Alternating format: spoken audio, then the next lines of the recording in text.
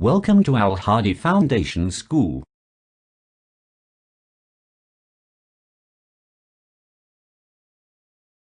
Assalamualaikum. Welcome to Al Hadi Foundation School. So students, please open your books, page number 33, chapter number 8, The Guptas, Sirsa 320 CE to 500 CE. तो इस lesson में हम जो गुप्तास है उनकी जो एम्पायर है उसके बारे में हम रीड आउट करेंगे.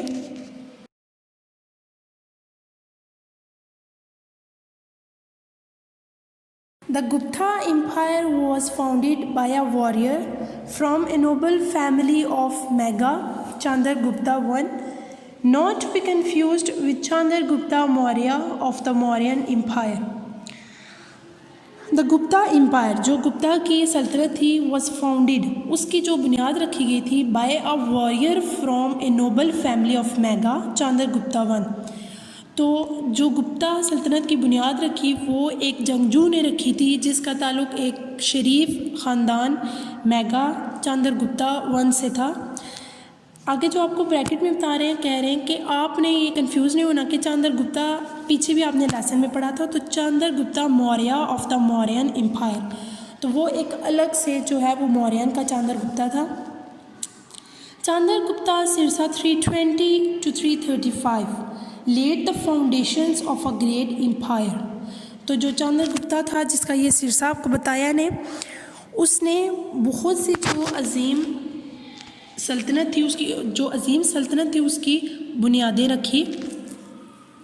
He extended and strengthened the area under his rule and acquired many titles, highlighting his prestige and power, one of which was the King of Kings. He extended, उसने बढ़ाया, and strengthen और मुस्तहकम किया, मजबूत किया, the area, उस इलाके को, under his rule, जो कि उसके हुक्मरानी में था, एंड एक्वायर्ड मैनी टाइटल्स, और बहुत से अलक़ाबात उसने हासिल किए, highlighting his Prestige and power, जो कि उसकी जो ताकत है और जो इसकी इज़्ज़त है उसको उजागर उन्होंने किया, one of which was the king of Kings, और उन जो अलक़ाबात थे, जो खिताब थे जो उसको दिए गए, उनमें से एक ये था कि किंग ऑफ किंग्स, बादशाहों का बादशाह. The Gupta rule began around 320 CE, और जो गुप्ता का जो रूल था वो शुरू हुआ 320 जो CE था उसमें, एंड इंक्लूडिंग टुडेज़ पाकिस्तान, और जो आज के जो इसमें Pakistan, India, Nepal, Bangladesh and Myanmar, तो इसमें आज के ये सारे इलाके शामिल हैं.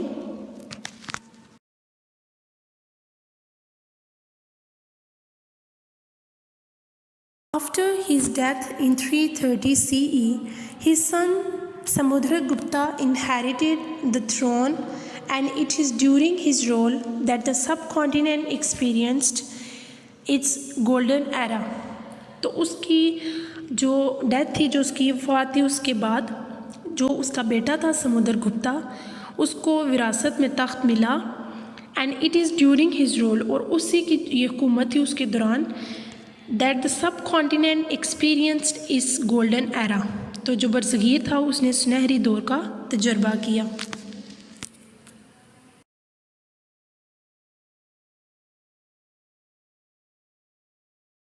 Samudragupta 335 to 375 CE.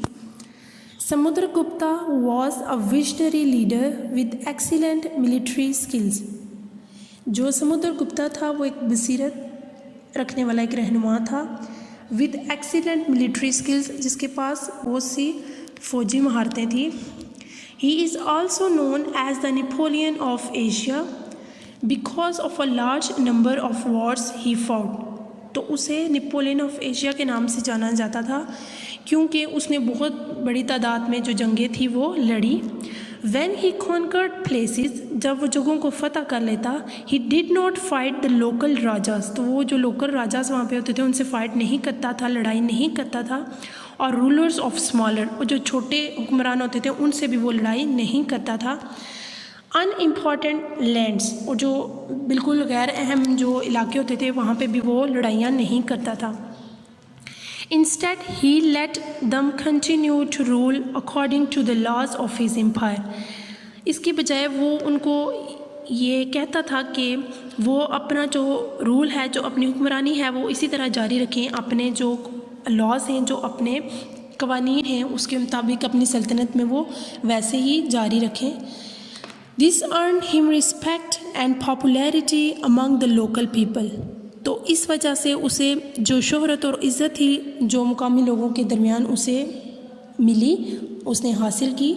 He maintained a large army as well as a navy to guard the coasts. तो उसने जो है एक बहुत बड़ी जो आर्मी थी और जो बहरिया थी उसको तैनात किया साहिलों की हिफाजत के लिए।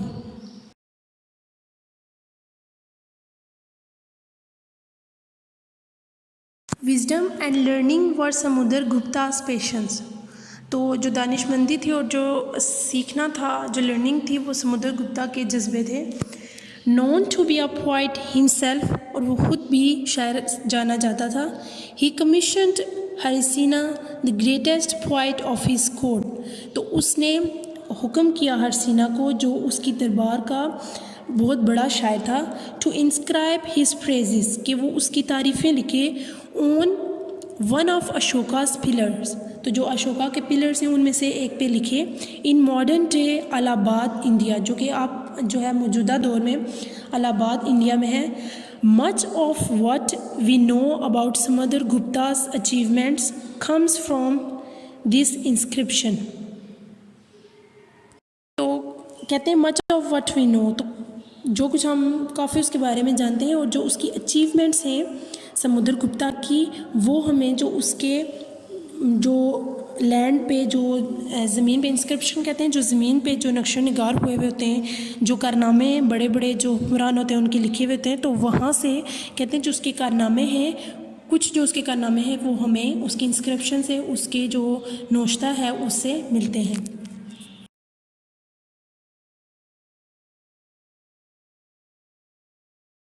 Samudragupta died in 375 CE and Chandragupta too took over control over the glorious Gupta Empire as its third king. तो जो समुद्रगुप्ता था वो 375 जो 375 CE है उसमें उसने वफ़ात पाई, और जो चंद्रगुप्ता दोयम था उसने जितनी भी जो खूबसूरत जो गुप्ता की सल्तनत थी उस पर कंट्रोल हासिल कर लिया एज अ थर्ड किंग, एक तीसरे बादशाह की हैसियत से।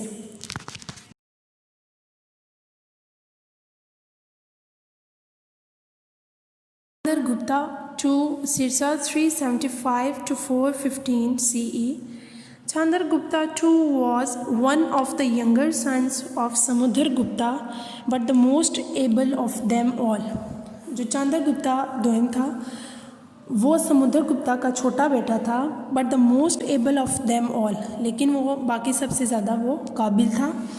ही is also known as Vikramaditya which mean brave. तो वो विक्रमादित्य के नाम से जाना जाता था जिसका मतलब था बहादुर।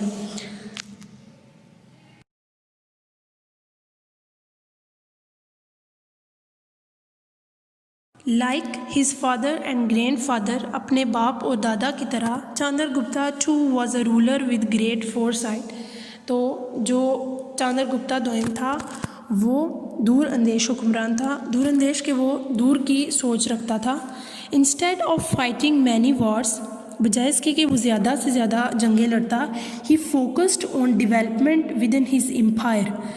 तो इसके बजाय कि वो ज़्यादा जंगें लड़ता, उसने अपनी जो तवज्जो थी सारी वो इस सल्तनत की जो तमीर थी, जो डेवलपमेंट थी, उस पे इसने सारी अपनी तवज्जो रखी। During his rule hospitals and good roads were built. तो इसकी हुकूमत के दौरान जो अस्पताल थे और अच्छे रोड थे वो तामीर हुए। Taxes were low and administration was benign. जो टैक्सेस थे वो भी कम थे और जो इंतज़ामिया का निज़ाम था वो भी मेहरबान था। बिनाइन कहते हैं मेहरबान को। As the Guptas control all the land between the bay of Bengal and the Arabian Sea, they had control of the southern trade routes as well. तो जैसे ही जो गुप्ता थे उन्होंने कंट्रोल किया ऑल द लैंड, तमाम जो ज़मीन थी उस पर, between the bay of Bengal और अरेबियन सी के दरमियान में, they had control of the southern trade routes, और जो जनूबी तजारत के रास्ते थे उन पे भी गुप्ताज़ ने अपना कंट्रोल हासिल किया।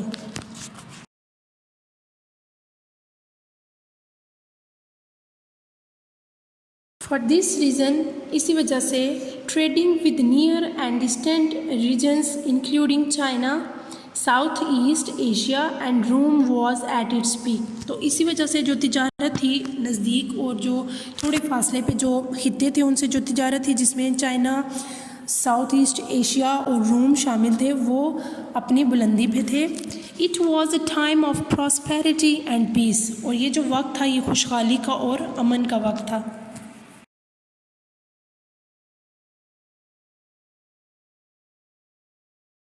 All Gupta rulers patronized learning, astronomy, mathematics, literature, poetry, prose plays, art, stone carvings and sculpture thrived. जो गुप्ता जितने भी गुप्ता हुक्मरान थे उन्होंने सरपरस्ती हासिल की इल्म फ़ल्कियात, जो मैथमेटिक्स होता है, रियाजी, लिटरेचर, अदब से जिसमें प्रोज, पोइट्री और प्लेस शामिल हैं, आर्ट और स्टोन कार्विंग होता है जो पत्थरों को तराश के जो उनके नक्श नगार बनाए जाते हैं, एंड स्कल्पचर थ्राइव्ड, और स्कल्पचर थ्राइव्ड भी उसे कहते हैं जो तराश के जो करके जो नक्श नगार किए जाते हैं। तो ये सारे जो गुप्तास थे उन्होंने सबकी सरपरस्ती हासिल की।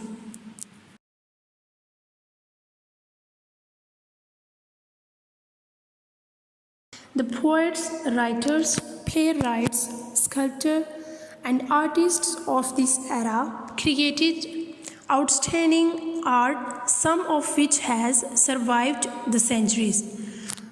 तो जो शायर और जो लिखने वाले थे जिन्होंने नक्श निगार किए, जो आर्टिस्ट थे इस दौर के, उन्होंने बहुत शानदार काम किया।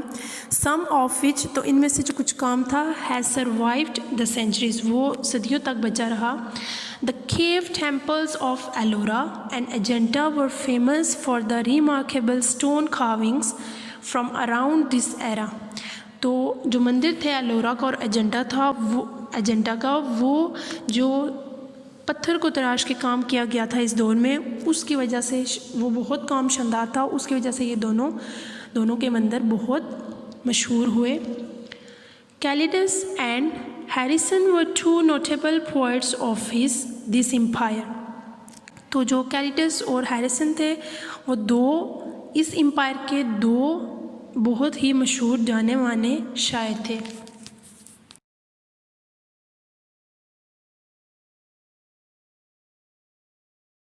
The Gupta scientists presented the idea of zero and decimals. जो गुप्ता साइंसदान थे उन्होंने ज़ीरो और डेसिमल का ख्याल पेश किया। They also calculated the value of pi.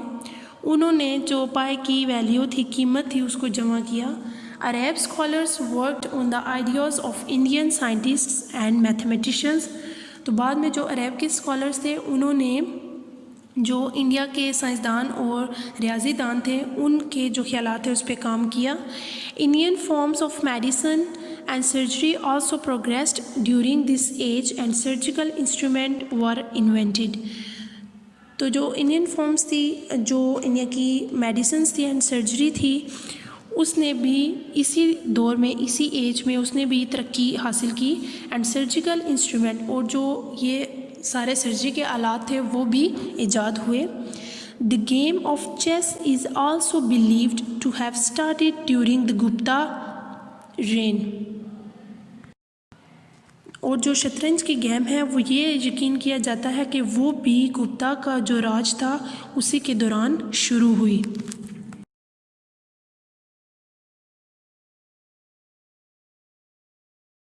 The decline of the Gupta empire. अब जो गुप्ता एम्पायर का जो इख्तिताम हुआ वो कैसे हुआ?